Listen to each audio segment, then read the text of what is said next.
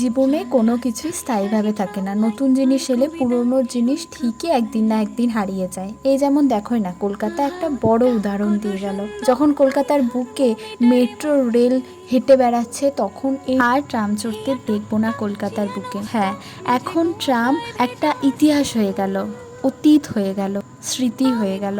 এখন ট্রাম শুধু তুমি বইয়ের পাতা বা কখনো ভিডিওতে দেখতে পাবে, পুরনো ভিডিওতে। এখন তুমি কলকাতায় গেলে এই ট্রাম লাইনগুলোই চোখে পড়বে, আর ট্রাম চলতে দেখা যাবে না। জানো তো, আমি ট্রাম দেখেছি, কিন্তু চড়ার ইচ্ছা পূরণ হওয়ার আগেই বন্ধ হয়ে গেল। আর তোমাদের? আর বিজ্ঞান কত উন্নত হয়েছে এটাও দেখো, জলের তলা থেকে এখন আমরা যাতায়াত করছি। তো যাই হোক, আমরা গিয়েছিলাম কলকাতায় শপিং করতে। লোকাল ট্রেনের সঙ্গে মেট্রো রেলের তুলনা করা উচিতই না আমার।